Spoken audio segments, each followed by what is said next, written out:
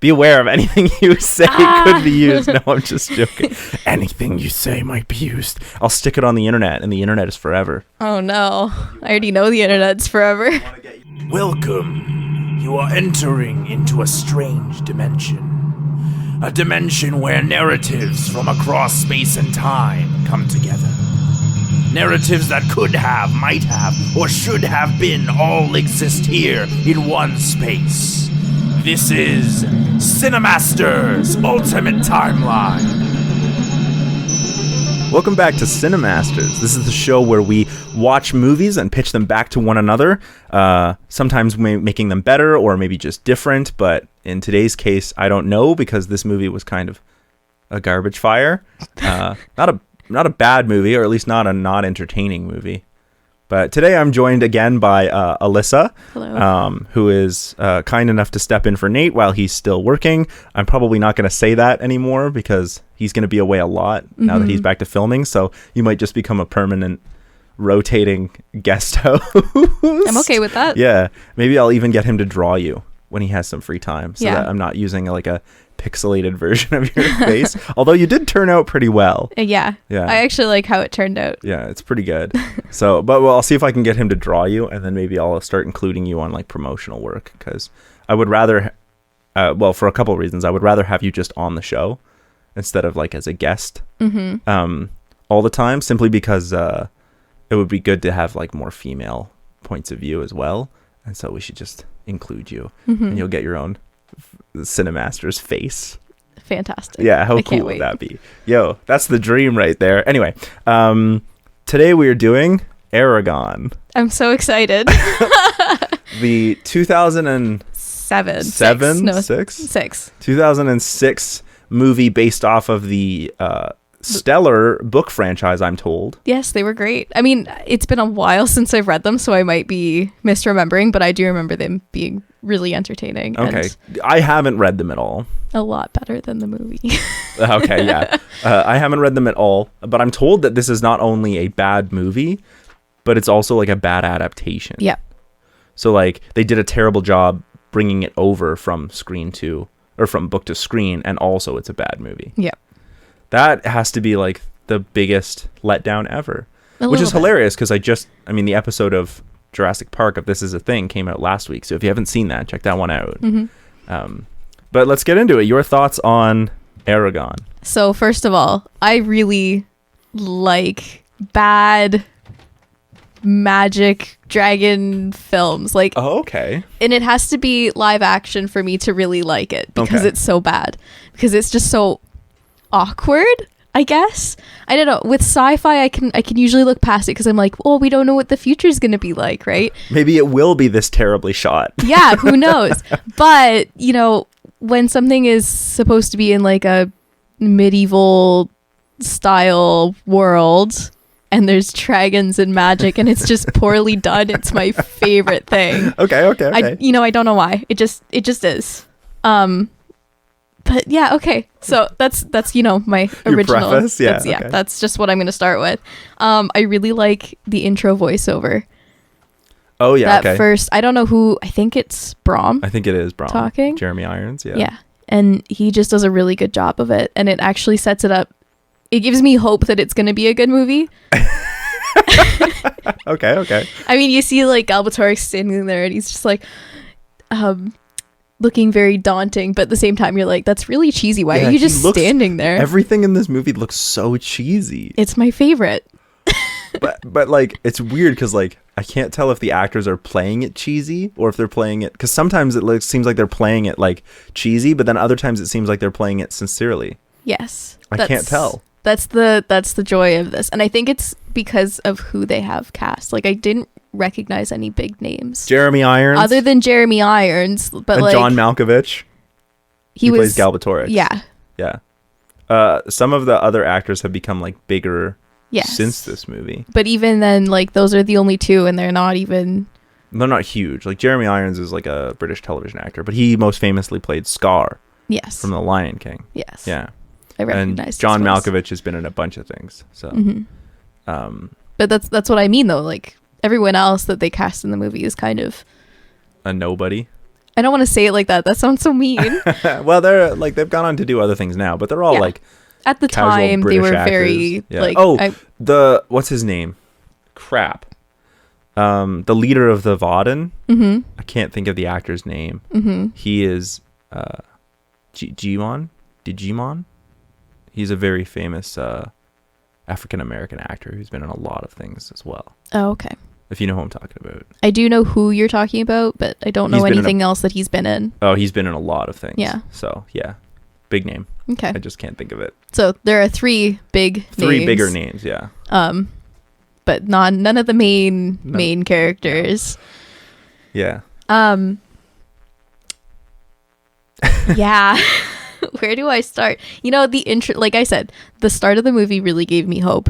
Eragon have you seen this movie before? Yes. Oh, you have seen it Yeah. before. Okay. Yeah, I watched This it is my in first theaters. time watching it. Oh my god. I dragged my parents out to watch it with me. Wow. Okay. They didn't have as good of a time as I did. Yeah, I can wonder why. But you know, like the first half of like Eragon and I think his name is Roran. I should know this. I've read his the brother? books. Yeah, Roran. His cousin / brother character. You know, their relationship was really cute. Like they were good brothers. It was cheesy, but I'm assuming that was a setup for like later books. Yes. It has to be. But because there's no point to that scene. But he actually doesn't leave town in the book. Oh. He gets married. Oh, okay. Yeah.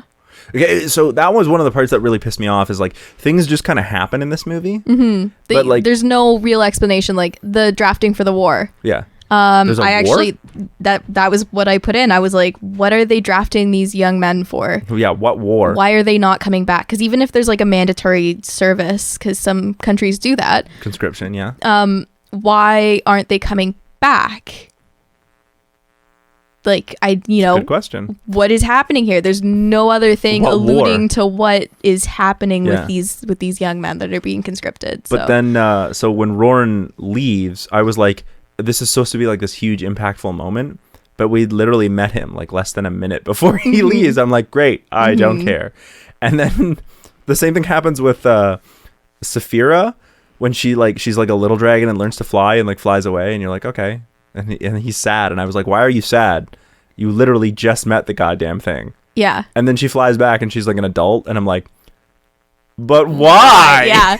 That didn't happen in the books either. But I feel like they spent a lot more time getting to know each other before they like actually left. Yes. If I had to make like a quick pitch, I would say that this movie would be a lot better if it was the same length but ended with Brahm's death. Mm-hmm. Because like then you have so much more space for it. Because the relationship between Saphira and Eragon is non-existent. Yeah. And I feel like that's the entire really basis of the book. So I find that with a lot of the relationships with everyone in the movie, it's kind of like now I don't remember the word I was going to use. This is my little quip here. I'll tell you when I remember it. Okay. You lost a word again? I lost a word again. I don't know why this is happening today. Yeah, so do you have any more goods, specifically goods first before we... I both liked and disliked their outfits. Okay. Because That's an odd thing to pick for a good. Well, yeah. And the magic was really cool. How about that? That's a solid good. I liked the magic. It was decent enough. I liked that there was like world building for the magic. Like it was ancient Elvish that was used, and like that was, and you say the word and you get to do the thing, but it wasn't visually impressive. No. Like one of the really cool things about later Harry Potter movies is how dynamic wand battles are. Yes, but that's what I liked though, was like the history of it. Yeah, that was neat. But yeah, their outfits were they were made to look like they were, peasants in this really tiny town or village, and then later on the outfits just get very strange. What can you do? It's fantasy. Yeah. I didn't really have a lot of things that I really liked about this movie. I really liked the casting, actually. I thought everyone played their part well. I just didn't think that it was well acted, if that makes sense. Yeah. like you're like, okay, I can see why you were cast as this character and you're playing it sincerely. But I also am like, the way this is shot and the way this is acted makes me feel like not everyone knew exactly what the fuck was going on. Yeah. I wonder how much of the studio is to blame for this movie as opposed to direction or acting. Like, I wonder how much of the screenplay and how much studio involvement was. Yeah. I never thought about that. Like, this is sometimes why it's nice to have Nate here, because he can be like, oh, you can see like there's certain hallmarks of like interference that you can see in terms of like pickups, like when things are shot as pickups and when things are shot like separately, or like when something looks like it's been rewritten. So a scene will be in there that has no place being in there because of something being rewritten. Yeah. So I don't know. But I do wonder, because this movie has a lot more things. At the core, you can tell there was some real love in this movie. Yes. And I'm not just talking about the book. You can tell somebody was like, oh, there's something here. Mm-hmm. And then the shooting, and there's like moments where it comes out where you're like, yeah, I get this. But they're so few and far between. I did not like the prologue. I thought the prologue was way too much exposition. Throw me into the movie. Just throw me in. Huh. Right? We'll get the stuff later. Maybe I liked it because I like video games like that. Like the Dark Souls introduction is like a huge thing. It's just a huge lore dump. Yes. But the good thing with the Dark Souls is the first time you're playing it, you're like, what does any of this mean? I want to find out, right? Yeah. Whereas this is just, it feels like a history lesson. Like, oh, let me get my book and my pencil as I slowly take note. will there be a test on this later? Yeah. So like, and here's my point. Some things are explained and then other things are not explained at all. Like some things are over explained. Mm-hmm. And then so like they'll be like, oh, the Dragon Riders and this whole thing. And it's just Galbatorix took over. But why? Why did he take over? What's his motivation? Galbatorix is in this movie and he shouldn't be. Yeah. There's no reason for him to be in this movie. There's more of a reason in the book, but again, just have Durza, right? Yeah. The wizard man played by Robert Carlyle. Can we just talk about I suffer without my stone? I suffer without my stone. Don't prolong my suffer. It's like, are you an otter? Go find a new stone. Are you an otter? But it's so wooden. Like there's no reason for him to be in this movie. Mm-hmm. Just have Durza as your villain and mention Galbatorix. Yep. Talk about Galbatorix. Yep. But never do anything to show him, because then it becomes like this overwhelming fear. Who is he? Why does he do this? How is he so powerful, right? I'd rather a little bit more mystery there. Precisely. Yeah, I agree. So if you like this kind of like bad fantasy movies, you should check out Mystery Science Theater 3000. Okay. They do a bunch of these, but there's one in particular that's called Wizards of the Lost Kingdom. Okay. You'll love that. I think I've heard it in passing, but I haven't seen it. It's terrible. Okay. And it's so fun. This feels like a slightly upgraded version of that. Yeah. And I kind of just want to be like, man, I wish Mystery Science Theater 3000 would do an episode of this movie. Mm-hmm. Because there's so much to laugh at. Mm-hmm. Let me see here. It just grows up. The dragon just grows up. Yeah. Just bam. Yeah. That part I was just like, but why? Yep. I don't understand. Sometimes it would also be like the dragon was just born, but it's been waiting 1,000 years to hear his thoughts.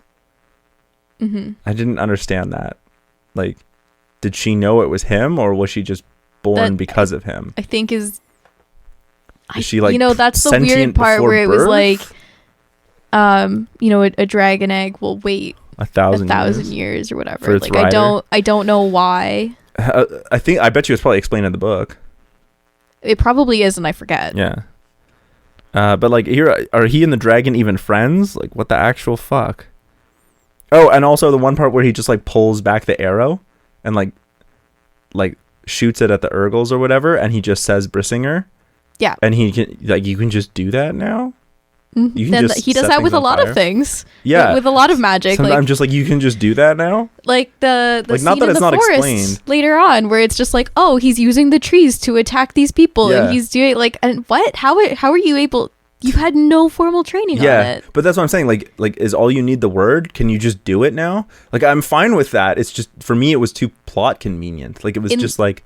Yeah. You can just do that now. Okay. Right. In the book, that first like, oh, he did it once and he's obviously drained now. It was like, well, you can do it, but you need to really train to be able to control it well. Yeah, and that's what I thought was missing. I was like, you can just do this shit now. Okay. Yeah. And so everything else, same thing with like using the trees, and there's so many other words that he learns in the books, and he has to spend a lot of time training very carefully with like control. See, this would have been so much better if it was a TV show.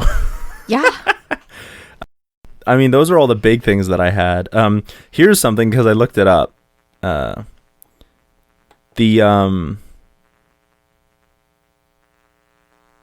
person who wrote the script for Jurassic Park 3 wrote the script for this movie.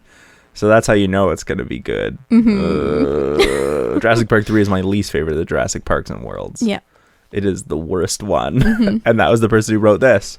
So, any of your bads, like your straight up bads? We covered most of them. Yeah. Like, he kind of overacts some of the stuff too, like the really emotional parts. Like, Spider-Man, I think it's Spider-Man 3 with Tobey. Yeah. And he's just like, his face is just, everything's so overacted a little bit in it. Yeah, in that movie in particular, because he's trying to be like the badass Peter / black suit Spider-Man, and so he's like, I mean, like, I kind of got the same like overacting. How it should have ended does a great thing on that, where the Superman and Batman are sitting at the restaurant, and Superman's like, "What the hell was that?" Yeah. What the? Peter Parker just did a Saturday Night Fever strut past our window. Like, that's what it is. Oh, and I had a couple plot holes. Oh, there's tons of plot holes. So lay them on me. The one was the war. Like, where are these people going? Yeah. Yeah. And the other one was that Arya later on said that many in the Varden have carried the stone, just waiting for someone who can hatch it, right? And in the introduction she's like voiceover, stealing the stone. She's stealing the stone. So no, not many people have been carrying it. Yeah, it was like that also doesn't connect. I was weirded out by like, how long has it been since the Dragon Riders have been extinct? Just like, they make it sound a lot more ancient. they make it, yeah, because even Saphira is like, I've been waiting 1,000 years to hear your voice. I'm like, great, cool, yeah, good, but also like Brahm is still alive and he was a Dragon Rider, so what are we talking, 15 years? Yeah, but I also, well, I don't know how long the dragon eggs will sit too, right? But how long has it been? Yeah, there's like, no, I mean, like, Galbatorix is still alive. Did Dragon Riders live longer? How old is Arya? She's not a Dragon Rider. Oh, well, she's supposed to be an elf. That was not explained. Which I think she does say at one point, like, I'm an elf princess or something like that. Yeah, but I'm also, in my heart, an elf princess, so you can't just say things like that. Meanwhile, I'm over here with my black nails. I'm like, I'm going to be a shade when I grow up. Yeah. I'm going to be an elf princess. Fuck you. That was not explained to me, so whether or not she says it, maybe I missed it. I'm pretty sure she like just barely touches on it, and it does, for 1 single second it does come out that like she is an elf princess, but you can't, there's no visual indications of it. But then even then, like, what does that mean in the world of Eragon? Do elves live longer? Elves do live longer in the world. Yeah. And so you actually reminded me when you said, like, do dragon riders live longer? They do. Okay, so it could actually have been longer than 15 years. Yes. It just makes me, like... But it's because of their, like, how much magic is around them. But, like, again, none of that is explained. At all. So I have no idea how long ago this betrayal of the Dragon Riders happened and when Galbatorix took over. Yeah, I don't actually remember. If I were to read the book, I could tell you. Yeah, but then that's not remembering. That's just referencing. Yeah.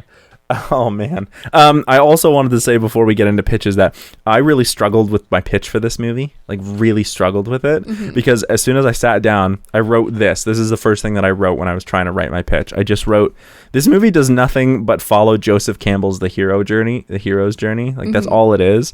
And I don't know what else to do with it at this point. You're supposed to find a theme in the movie. Like, I don't know. And like, I was just writing to myself, like, maybe you should pull a CineCasters and like change who the character is, or like make one of the characters female. Would that make it more interesting? Like, I was literally just rambling, trying to be like, this is just the hero's journey. Mm-hmm. And it just feels like a bad fan fiction of Lord of the Rings. Mm-hmm. And I really hope the book is not that way. It's not. Okay, because I'm sitting here and being like, this just feels like Lord of the Rings. Like a kid, not a kid, but maybe like someone was like, I'm going to write a fan fiction of Lord of the Rings. Again, it's been a while since I read it, so there might be a little more like connections than I'm thinking of, but from what I remember, it was a lot better written, and it doesn't feel at all like a fan fiction to me. Well, I mean, just because, I mean, it doesn't just have to be about sex to be a fan fiction. It can be, rewriting the places and characters, right? Mm-hmm. But it's really, I don't think it follows the same sort of. No, it just has a lot of the same kind of world building and doesn't do anything. I mean, high particularly fantasy new. is really bad for that. High fantasy, and that's why I'm often loath to read high fantasy, unless you're doing something really different. Mm-hmm. But like, otherwise, it just feels like you're taking place in Tolkien's Middle Earth, and you just changed the names. Yeah. Do something new. Or play in D&D, and then instead of writing your story down, you can just play it with others. Yeah. That's a lot of fun too. I do love D&D. I want to hear your pitch. Okay. I gotta flip my page. Okay. So Alyssa's old school. She likes to do things on notebooks. Yes. I would not change the plot. Okay. But I would change it in terms of turning it into a TV show. As soon as you were like, "Oh, this would be a little better," it would like be a really TV better. show. I was gonna say like, "Oh, that's my pitch," but I wanted to wait. That's your whole pitch? Just turning it into a TV show. But I have more, obviously. I actually that's went your through. Whole pitch? Jesus, you weren't kidding when you said you had nothing. No, I went through and I went through it episode by episode. So the first episode we'd start in the same town, and it would be a little bit more like getting to know the characters, like at all. Because like you were saying, we don't know Eragon's cousin very well. It's just like, oh, they're playful, they're close, obviously. Are they? It seems like it. And then all of a sudden he's gone. So instead, I would keep him in the town and find a way to make it seem like they're a little bit more like close, use that time wisely. And then I would end it with the uncle's death. And Roran would get left behind in the town because maybe he was injured. So that gives him reason to be not in the story anymore, but he is. But he's still important. Still important. I might even put him in more than one episode. Just keep him. Yeah. Relevant. Anyway, go on. So the next episode, they would start their journey. Like they would already be on the run at that point because the end of the first episode would be them running away with Brahm and Saphira. Also, sorry, the first episode would give it a lot more time for Saphira to grow up, but also she wouldn't be a fully grown dragon by the time they're on the run. Yeah. In my eyes, because it just seems like the stakes are a little higher then. Yeah. Because she's still young, right? And then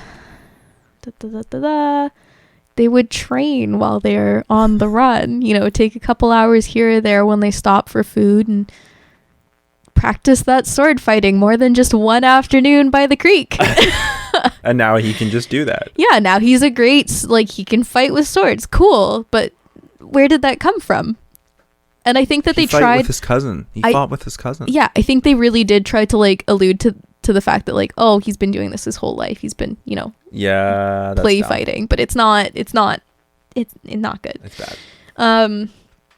And then I would end as they get to the fishing village and they notice that shady character, that reverse Kylo Ren kind of character. Reverse Kylo Ren.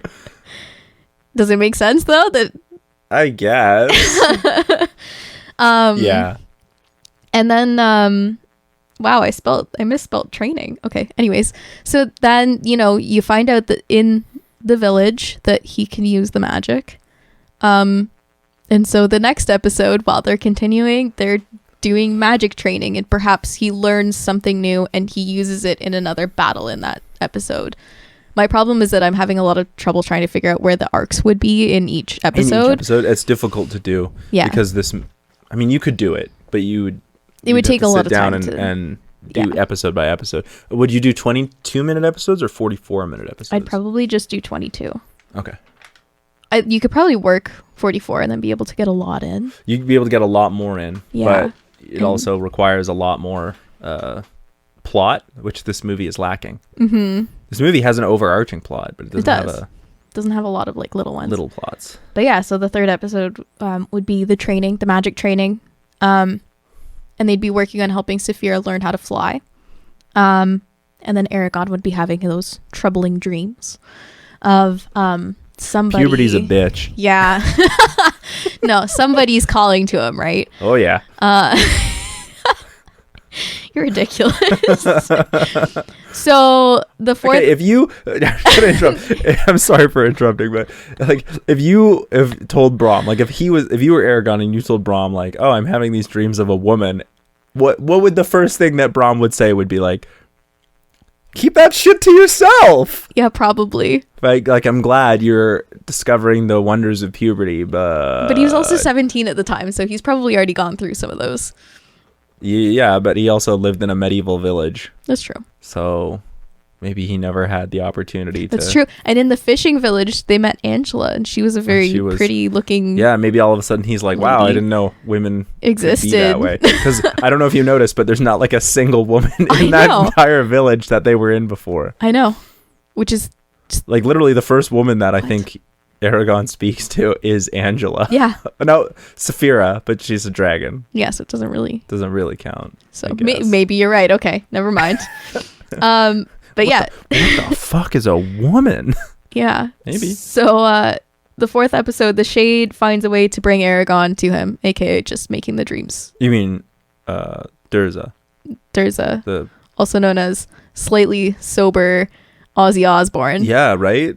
Slightly more sober, not sober, but slightly more sober Ozzy Osbourne. Slightly more sober.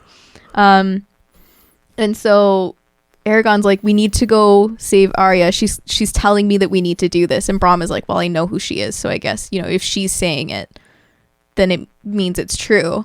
But he's also still like, he's really fighting on it. And so in the end, Brom actually agrees to go with him. And then that would be its own episode, is breaking into the keep and finding Arya, and then Brom getting injured at the end of it. Where the fuck was Galbatorix? He's not in this. He's very like... No. I mean, like, if he was in the keep, in the movie. Oh, true. Why didn't he show up? That's true. They literally, like, went to his keep. And he just wasn't there. He was just like... He was like, oh, I'm out getting coffee today. Sorry. Like, it's just the whole battle's going on, and we cut to Galbatorix in his full like kingly gear, sitting at like a modern day coffee shop, just like,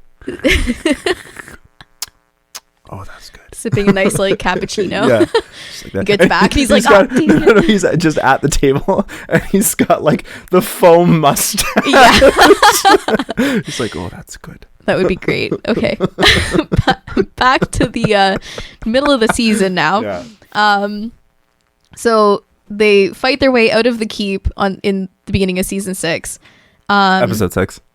Sorry, yeah, episode 6 season. And then once out, the reverse Kylo Ren joins, and Brom recognizes him but doesn't say anything. Yeah, okay. And then they do the same thing where they're like, let him die as a dragon rider or whatever. And then while they're up in the air, Brom is like, you have to take care of my son. And Saphira is like, well, which one's your son? Like, what? You can't just leave me with this. And so it is implied that, well, we find out later, obviously, that I can't remember his name. Murtaugh, I think. Murtaugh, that he is the son of the man that Brom killed. Yeah. So that immediately makes it, Eragon is Brom's son. Yeah. But anyway, we don't know that yet. But it's, yeah. But yes, that is basically what, Saphira is like, it's probably Eragon, but also this new person. Brom sort of is like, yeah, okay, I know who you are. So yeah, they end with the funeral, with the crystallized, coffin thing. Yeah. It was cool. I liked that. I thought that was really cool. I actually, as many times as I've seen this movie, and as cheesy as it is, I always do get a little emotional at that part, because I actually really liked Brom's character. Yeah, Brom is, we'll get there. Go on. But yeah, so they continue on. episode 7, they're traveling to the Vorden. They almost get caught, like, a lot. Arya has taken over teaching Eragon magic. Because she can do that, apparently. She's an elf. But we don't know that, apparently. And then they're almost there and the poison sets in. Oh, and, damn. You know, Saphira still can't fly. So they really need to, like, rush. So then they get there. Saphira is obviously getting older because, you know, think about it. This is a lot of, like, this is a huge trek. You would think that over the course of, like, maybe a couple months. Yeah, I would think so. You know, that's how long it would take. But they kind of, it's like 3 days in movie time, which is... But they don't do a good job of, like, showing the passage of time. Yeah, so I have no clue how long it takes, right? But it's my assumption that it takes a couple months. And so Saphira is almost to the point where she can fly, but not quite. Or if she can, with the extra weight of a person, it's not for very possible, long. Yeah. So episode 8, they're getting into more fights because Arya is really holding them back. Sorry, Arya, you're great, but you're injured. You're sick. And then, what is his name again? Murtaugh. I'm assuming that's the way it looks like it's spelled. I have him down in here as RKR for reverse Kylo Ren. Like, that's... Yeah. He ends up giving him tips on fighting. And, you know, they're both getting injured or whatever. But he's like, oh, well, you could have avoided that by, like, doing this and this and this. And so, you know, we see growth in... Actual growth in Eragon. Godlike ability. Yeah. And Eragon's magic training has basically, like, halted, but he's still practicing on his own. You see a little bit of that. Episode 9, they get to Vorden. They hang out, they chat, they get to know each other, you know? It's a little bit more of a relaxed kind of break. Because you can have a political episode, as it were. Yeah, and it's really the calm before the storm. And Murtaugh doesn't end up getting thrown into jail because he's like, I've been helping Eragon this whole time. Like, I really want to change. I really want to be reverse Kylo Ren. Yeah, like he wants to be really, like, good and helpful, and he's not his father, right? And so we see a little bit more growth in him as well. Yeah, that character was super not important at all. Yeah. And it just, so they end up becoming really good friends despite their father's differences. Yeah. Right? Except we don't know that. We don't know that, but that's what I really want to happen in the show, and, you know, having more time to do that. Are you just going to, like, put a massive amount of, like, subtlety to try and slowly have them hook up? Instead of... I thought about it. I know you did. That's why I said it, because instead of having... Because it's heavily implied that he has something going on with Arya. Yes. But I think it would be cooler if it was with... Yes. Yeah. Yeah. I mean, obviously, for the times that it's implied they're in, that would be very, like... Hey, man, if they can do magic, why can't they... That's true. Marry another dude? That's true. Or somebody of the same sex, not just a dude, but yeah. That's true. And then, so episode... I didn't finish it on the other page, but episode 9 continues, and they... it ends when they find out that the Urgles are, like, at their doorstep, basically. And then episode 10 is prep for war. Everyone's, you know, tensions are running high. Everyone's freaking out. People are getting mad at each other. It's like a little bit of chaos before the big event. Like, internal conflict before it's such a huge event is so cliched, but it works really well. It's a good device, right? Yeah. I mean, everything about this movie, as I said, is the hero's journey, and that's not a bad thing. Mm-hmm. And then episode 11 and 12 would just be splitting the final battle over the two of them. And at the end, Arya would actually get to say goodbye. And yeah, that was weird. Yeah. So, you know, she would actually help deal with the aftermath, because as royalty, you don't fully get the excuse to just be like, "Okay, I'm noping out. Bye." Yeah, where is she going? I never understood. She's going to the elves. Okay. And why is not Eragon going with her? He just decides to stay with the Varden. Yeah, I put it so Eragon and Murtaugh. Yeah, thank you. Reverse Kylo Ren. I made it so that they join her. Oh, okay, yeah. Because the elves know a lot more about dragons. And yeah, that made no sense to me. What? You know, it's obviously they're a little worried that the Vorden's going to get attacked again as, like, retribution, but fuck him. Well, Eragon is gonna go and learn how to be a good fighter, and then he'll come back and save them. Yeah. Whatever. So, yeah. I like yours. I like that you took the time to split yours into like episodes. Yeah. I actually thought about doing that, and now I'm really glad that I didn't do that. Okay. Because otherwise we would have had very similar pitches. Yeah. So I'm really glad that I didn't do that, because normally I'm like, this should have been a show, and I still think this would have made a much better TV show. Mm-hmm. Just given that more time to breathe and more time for plots to happen, like subplots and each arc, as you said, of each episode, building towards something big. So yeah, I agree with that. So my story I actually thought the two most interesting characters in this whole thing were Braum and Arya. So I put the two of them no, I'm joking. Okay, so I put the two of them together. No, Don't do that to me. yeah, I ship it. No, I mean, they're probably like the same age. Let's be real. Why? Magic. Oh, right. Yeah. Elf. I thought you meant the people. actors. I was like, no. Jeremy Irons looks like he is probably much older than that actress. So the story opens up on an old man who is drinking at the local inn. As he drinks more and more, he begins to tell a story about how things used to be before the present king, Galbatorix, took over. The way dragon riders used to fly around and serve the king rather than a tyrant. Some of the local guards take notice and threaten him, but he just ignores them because he sees that a young boy is listening. He's like, it's important to me to tell the story. So the guards then finally are like, okay, no more of that story, and they like rough him up and kick him outside, and the young boy named Eragon is like attempting to fight the guards as well, but in order to stop them, Braum like drunkenly falls into Eragon and like knocks him over, and the guards like laugh and then walk away, and then Eragon is like, what the hell, man, I could have taken them, and Braum is like, all of a sudden, like very sober, is like, no, you couldn't have, but it was important that the story was still told. It was never about getting into a fight. And we realized, like, as we're watching, like, oh, he was pretending to be drunk. Yeah. Because, so he was trying to make sure that the story was told. So Eragon is like, yo, how do you know so much about the dragon riders and whatnot? And Brahm's like, fuck off. Like, I'm telling the story. I'm not telling you how I know it. And he's still like a cranky old man. So the next day, Braum is in trouble with the guards again, but this time for hunting on the king's land. And the same, like another conflict, and Eragon is also there, and the whole thing gets diffused the same way where he's like, oh, here, let me cut that down for you. Here's your pheasants and whatnot.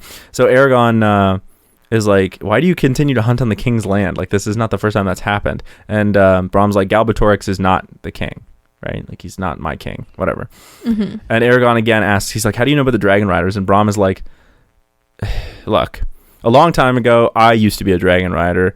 But my dragon was killed by another rider who betrayed me, so I killed that guy, and then I left. Like, I no longer had a dragon, so I like left before the whole extermination happened. So nobody knows that I'm here, and if they did, Galbatorix would still kill me. But because I wasn't a dragon rider, I'm not a threat really. So I just left.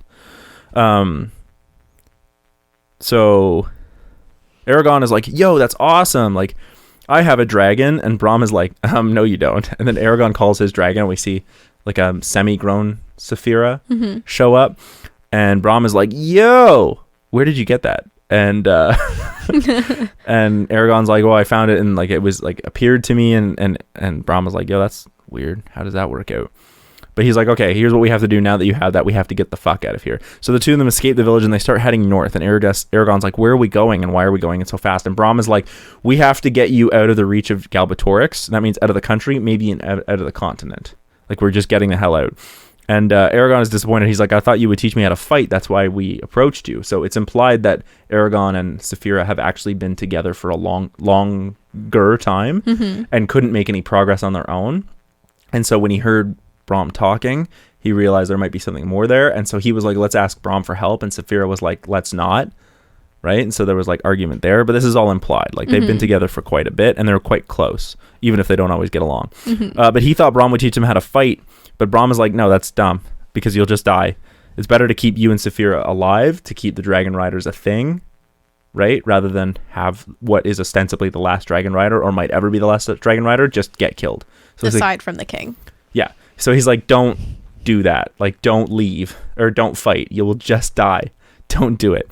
So along the way, Braum tells Eragon of the betrayal that the dragon riders went through at the hands of Galbatorix, and how Braum lost his dragon, And the fact that he no longer has a dragon is what kept him alive, as Galbatorix killed the other. So he's like, we have to pretend like you don't have a dragon, and we have to get you the fuck out of the country. So when Eragon hears about the Vorden, he's like, I want to join them, but Braum is like, no. Like, they're basically trying to fight against a dragon rider, the last dragon rider, the Galbatorix, and none of them can even match his ability. Like, it's a fool's errand, right? So Braum is pushing, so they stop at a village, to get some food, and Eragon accidentally calls Saphira and reveals that he's a dragon rider. Now there's one alive, and everyone's after the money or after the power that we'll get if they kill him and earn favor with Galbatorix. So Braum is like, well, look what you've done now, and he pushes them even harder and faster to get out of the country, and begrudgingly teaches Eragon how to do the basics. He's been holding back on doing that, but now because he wants Eragon to be at least able to defend himself and to fly. So he's teaching them how to fly. He's teaching them how to fly, and he's teaching them how to do a little bit of magic. He doesn't want to, though. He's like, we'll get you out of the country, and then we can deal with this stuff. Yeah. But we're not fighting. So through all the travel, we see that Saphira and Eragon actually, like, get closer and are friends. And they figure out how to do shit through, like, training, same thing that you were talking about. So when Eragon explains how the egg came to him, Braum says, like, egg can't be destroyed. Like, you can't just destroy an egg. It, like, when the dragons are in their eggs, they're indestructible until they hatch. That's why Galbatorix was keeping the egg. And somebody must have found it and, like, sent it somewhere. Probably, and Braum only guesses, but he's like, probably try to send it to me, right? That's why it showed up in the village, but it wound up finding its way to you instead. So yeah. Then during the night, Eragon has a dream of a woman who calls to him. No. And it's Arya, and she says she is the one who sent the egg, and that she will be killed. Yep. Right? She's like, I sent the egg to you, and Braum is like, so he tells Braum, he's like, we have to go save this Arya, and Braum is like, I don't know who this chick is, but this sounds a lot like this is a trick by the Shade, because I know who the Shade is, and this sounds exactly like something he would try and do. But Eragon is like, we can't just let innocent people die, and Braum is like, no, like, listen to me, if you go, you will die, and then everything is ruined, right? And he's like, no, you're a coward, and you don't want to fight, and you lost your dragon, and he leaves. And so then we actually follow Eragon now. As he goes to the castle, he meets up with Murtaugh, who's outside, and Murtaugh is like, I'm basically just a scout to try and keep the word on what goes on at the castle, and Eragon is like, well, I got to get in there and save this one lady. And Murtaugh is like, I've never seen this lady. Are you sure she's in there? And Eragon's like, yeah, she has to be in there. And so they go in, and it looks like she's not there at all, but she actually is at the end. I just like to do kind of the bait and switch thing, where like, what's his fuck? Where it seems like Eragon is like, oh no, Braum was right. But she is actually there. They do save her. But in the end, Braum shows up at the end, and he gets like stabbed at saving Eragon. He's like, you can't be stupid like that, man. Like, I'll give my life for you, but you can't go running off doing stuff like that. Because next time it could be Saphira or Arya or any of these other people who die trying to save you because you're so important.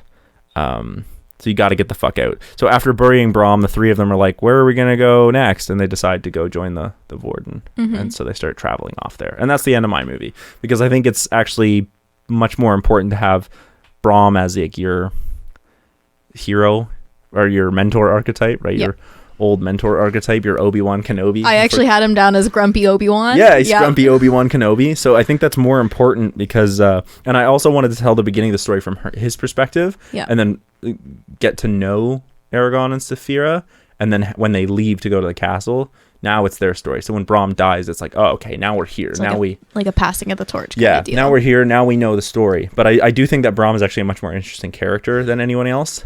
I also thought about telling the story from Arya's perspective, or actually just making Eragon not a thing and just telling, making Arya everything, because Eragon is not a good character in terms of how interesting he is. Yeah. He's like your basic hero archetype.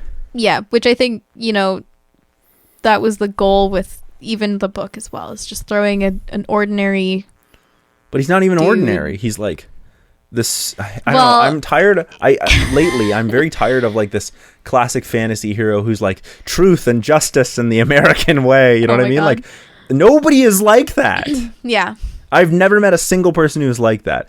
not that I'm not saying like I'm going to be cynical and that people are like inherently selfish and don't care.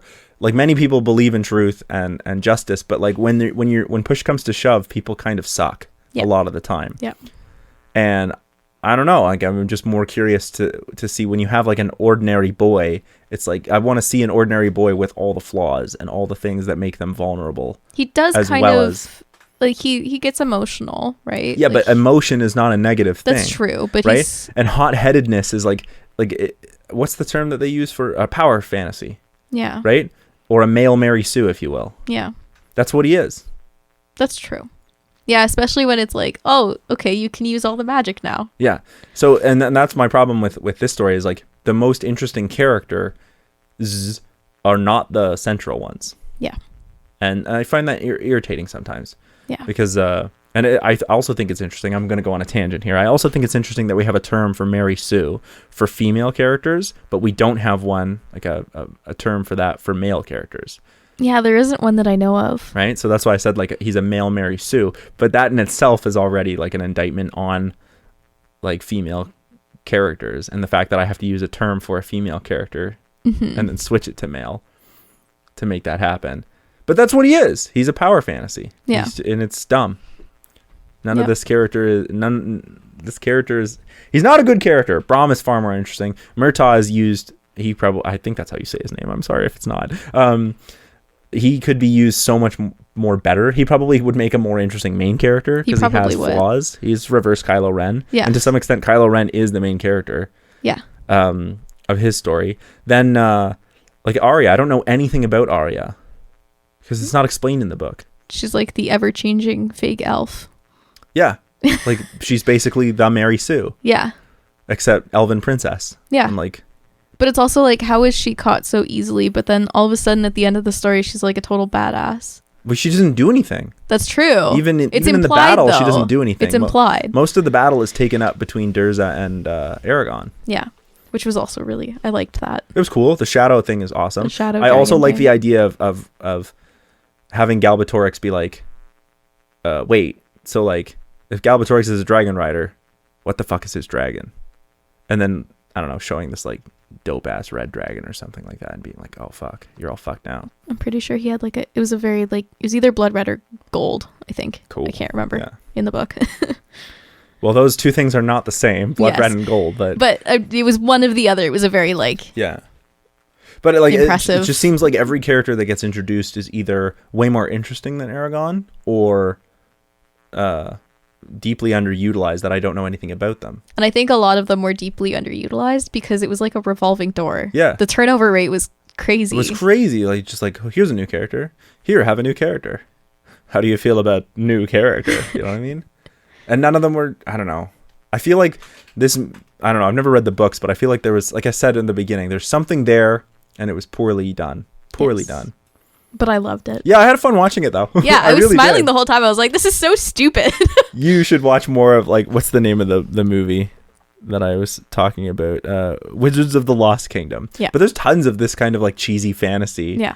Like knockoff movies that are like this. Oh man, there are tons of them. Well, one that's a little more well done is Merlin, the show. Yeah, and that show is still super cheesy. But I love it. Yeah, it doesn't surprise me. So, It's just so good.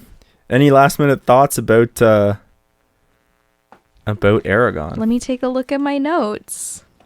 Oh, did you want to touch on the outfit changes that Arya went through? No, I wasn't really paying attention. You weren't really paying attention. Okay, I Why? won't make it too big of a. No, go on. I definitely want to hear about this. It was then. just that almost every thing that she wore, like she started out in that really cool like battle dress tunic thing, Yeah. which was, I liked it. It was cool. And then by the time the battle happened, she was in like a kind of like, I'm totally like gonna make a fool of myself, but it was almost like a Chinese kind of, I don't know the word for it. Oh, like the high collar? The high Is that what you're talking about? Yeah, I collar, know what you're like talking it was about, yeah. the style, right? Yeah. But then by the time she was riding off, it was almost like she was wearing like Aboriginal. Oh, you want to talk about like appropriation? Yeah, and where did that come from and why was it happening? And I didn't really like that they did that. Yeah, I wasn't really paying attention to the costumes so much in this movie because I was really trying to pull out themes and whatnot. I did because I really liked it at the start where I was like, yeah, they're all wearing like, these are really cool. They're exactly what I would expect. What do you expect? But then, yeah, I don't know. I hadn't really noticed, but like the like just sort of the appropriating styles into fantasy has often been a problem, right? Because like if you look at Tolkien, he often will talk about, and even in the Lord of the Rings movies, which are much later than when he made them, but they make their movies by like trying to build something that looks like something from the real world because you need something to pull from, right? Yeah. But then whenever they talk about the men from the East, like they're clearly trying to be inspired by people who are from Africa or the Orient, which is not a place, but from the East as a general place. And so you're like, oh, how do we pull on this idea of like Eastern concepts that it's easy to see for audiences, right? So it has to be essentialized, but it can't be racist and it can't be appropriated, and it winds up being all three of them anyway. Yes. Well, that's exactly what happened with this, but it was like directly like stealing the style, and it just had no place because there wasn't any real, and nobody else was wearing there was no real meaning for it, and it was just her character, and I don't know why. And I think it was because she was the female character and they're like, well, let's just show off all these cool outfits. Why not?